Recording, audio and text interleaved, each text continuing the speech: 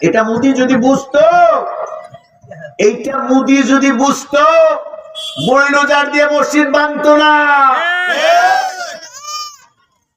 মোদি যদি বুঝতো এটা আমার রাজ্যে নামাজি আছে কারণে আল্লাহ আমার দেশ টিকায় রাখছে।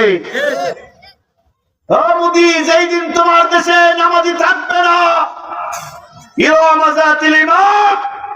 যেভাবে ইরান সাম্রাজ্যকে আল্লাহ মাটির নিচে নামায় দিয়েছিলেন, ও মোদি তোমার রাজ্যে নামাজি যখন থাকবে না, মসজিদ থাকবে না, ও ভারত আল্লাহর কোনো দরকার নেই, ওটা মাটির নিচে নামায় দিবে। আল্লাহু আকবার। কোরআনের আলো ঘরে ঘরে জানো, কোরআন হাদিস যেখানে আমরা আছি সেখানে, কোরআন হাদিস যেখানে আমরা আছি সেখানে।